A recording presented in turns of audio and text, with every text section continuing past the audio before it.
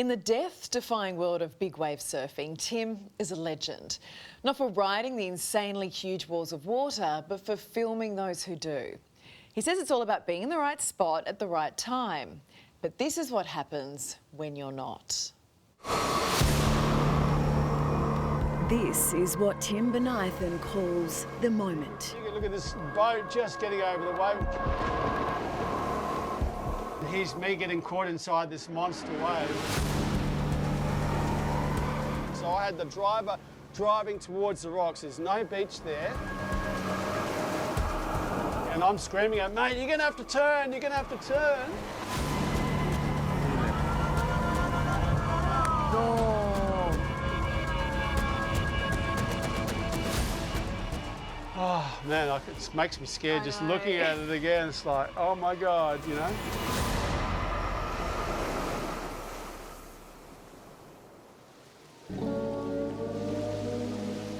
Back home on Sydney's northern beaches, Tim's counting his blessings and his breaths. 5. Staying surf fit with old mates, breath coach Marcus Hamill and former world champ Tom Carroll. 2, 3. It's all about finding that last bit of oxygen under stress. Handy in Tim's line of work. That's the thing about big wave surfing. Everything can be good 1 second and the next second you're actually dealing with life and death. When most folks are working out when to retire, this 65-year-old is looking for the next adrenaline rush. It started kind of back in the 80s. I hit up a surf shop in South Australia going, oh, can you sponsor me to go and shoot a couple of contests? In Bells Beach, 81 was iconic because the waves at Bells Beach in 81 were just unbelievable. The biggest waves ever.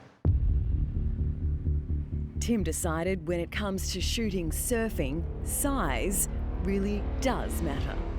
Look at the size of an ant. And how big's that wave, do you reckon? Oh, that'd be 50-foot face, and then he lost it there.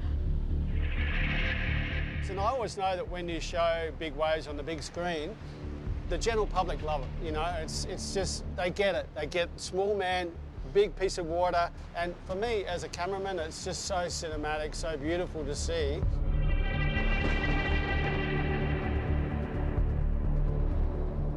This is probably one of the biggest tow waves I've ever filmed. This is judged at 80 feet. Look at this wipeout, like, I mean, look how far down he falls, you know? It is the most exciting thing. I can't tell you how much adrenaline is in it. You know, I just sitting there watching a 50, 60-foot wave coming at you and the skis driving around it, I can't get enough. It's amazing.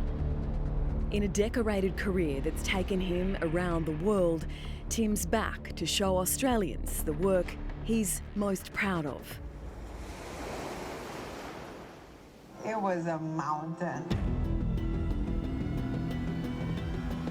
So this is the wave, crazy world record wave.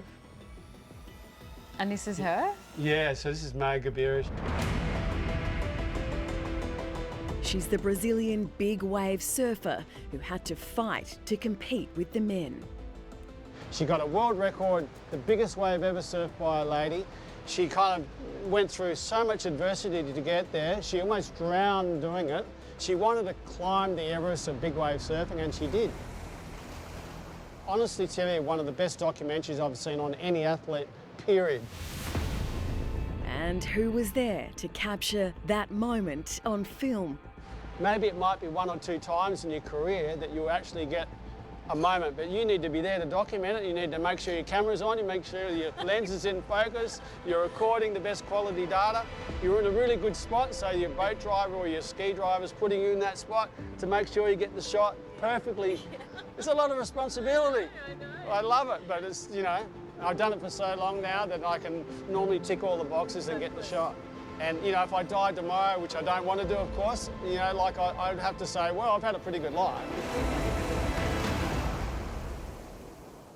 It's just phenomenal to watch, isn't it? And Tim's touring Australia with director Stephanie Johns to introduce her doco, Maya and the Wave, in select cinemas. We have the details on our website.